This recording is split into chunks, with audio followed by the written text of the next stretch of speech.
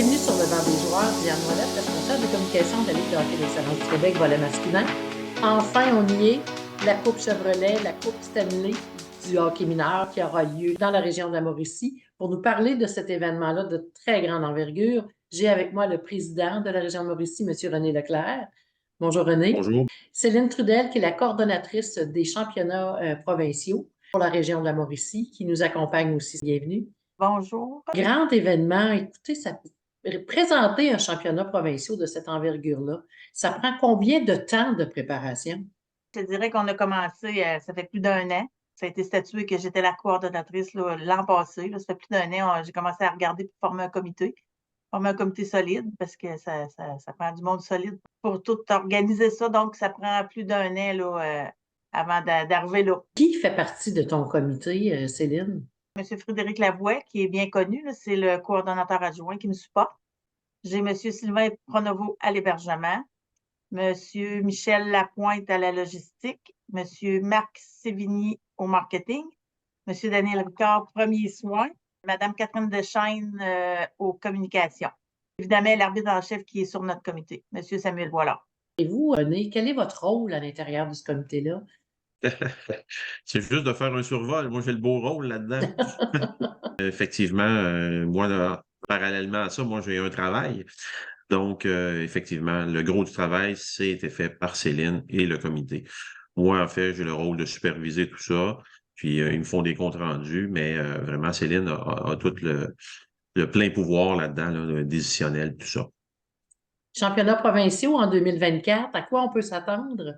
Mais naturellement, vous en avez parlé un petit peu, c'est la Coupe Stanley, c'est le résultat final. Toutes les équipes double lettres, puis il y a 3 lettres. Donc, c'est le point final, c'est le cheminement là, qui couronne la fin de la saison et qui va couronner les équipes championnes, là. C'est le plus beau, c'est le plus beau du hockey. C'est du 18 au 21 avril.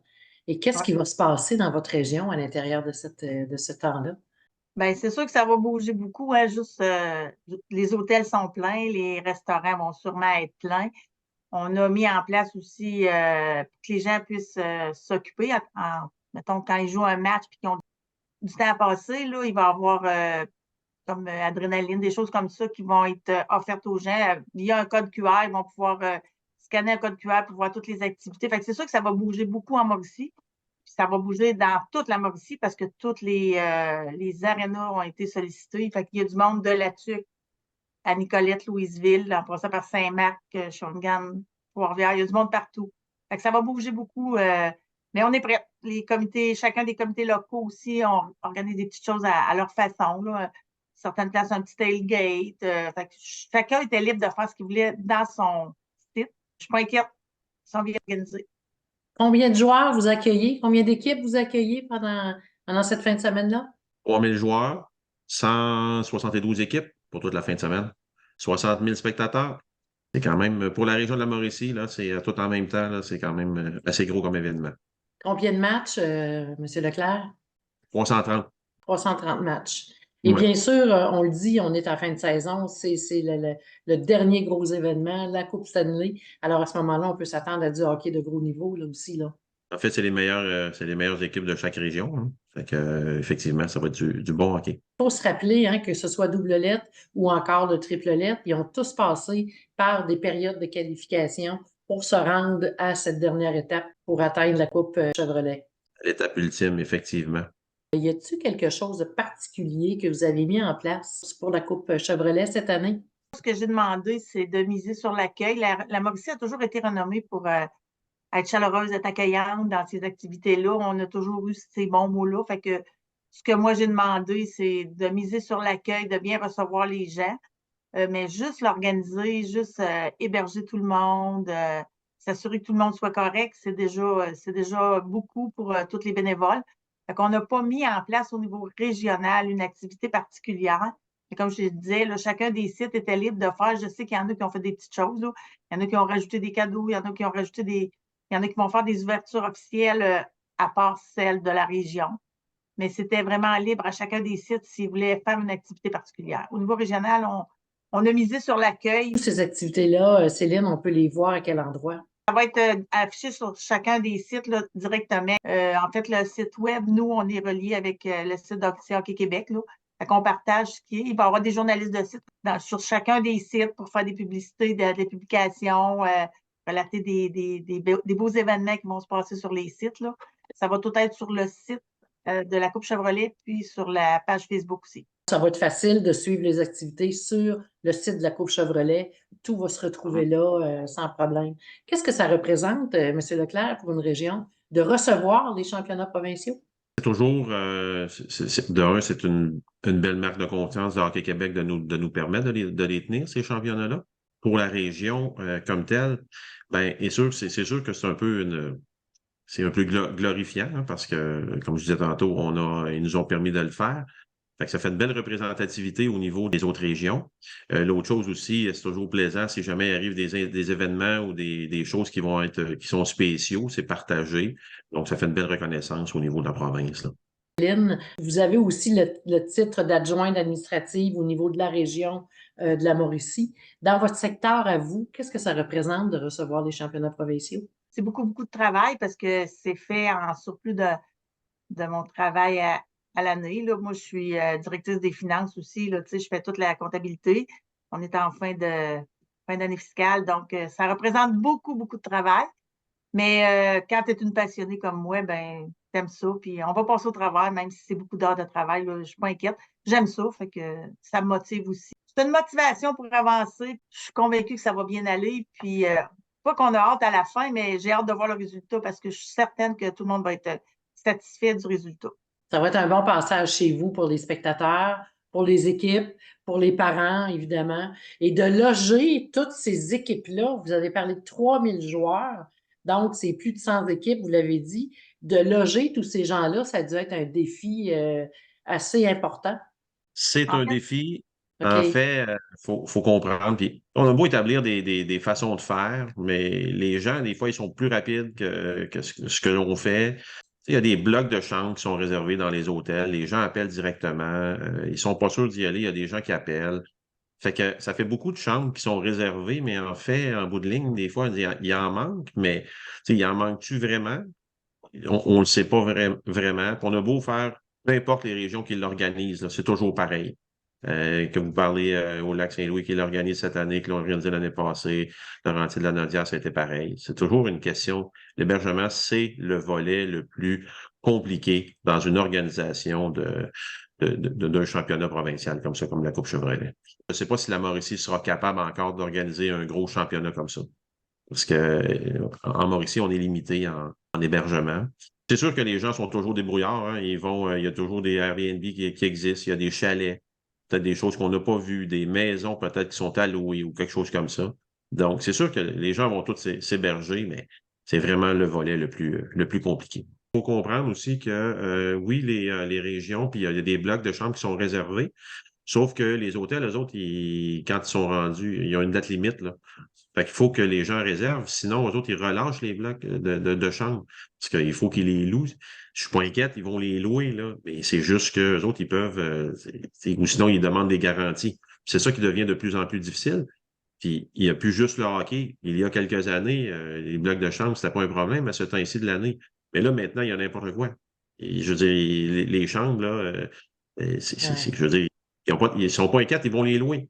D'ailleurs, on avait regardé pour un hôtel, puis on est à 1 an et demi, puis l'hôtel, elle était réservée déjà d'avance. Tout était booké ou pratiquement tout était booké dans leur chambre.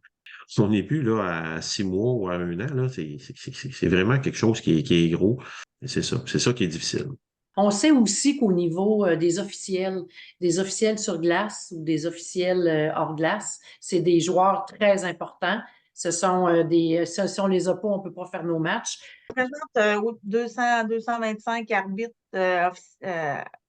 superviseurs d'arbitres aussi. Là. Au niveau des officiels hors glace, c'était un petit peu plus difficile, mais là, c'est réglé. De toute façon, tout est en place.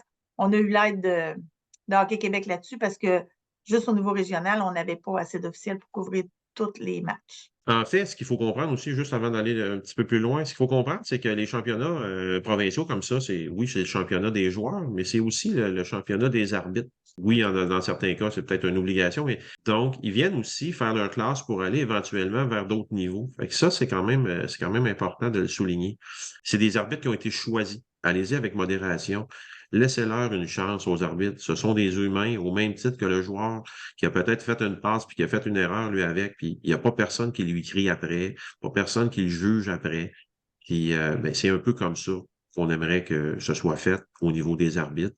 Au niveau économique aussi, ça va avoir un impact positif. Approximatif, c'est environ 5 millions de retombées pour la région de la Mauricie. Donc, c'est quand même pas négligeable, c'est quand même majeur pour la région, mais pour les associations, c'est une source de financement, finalement, Ben oui. d'accueillir ça. Tout l'argent va aux associations qui reçoivent et organisent le championnat. Je me plais toujours à dire, pour une petite organisation comme Hockey Mauricie, de faire en sorte que ça arrive, ben c'est assez exceptionnel. Vous pouvez être fiers de vous.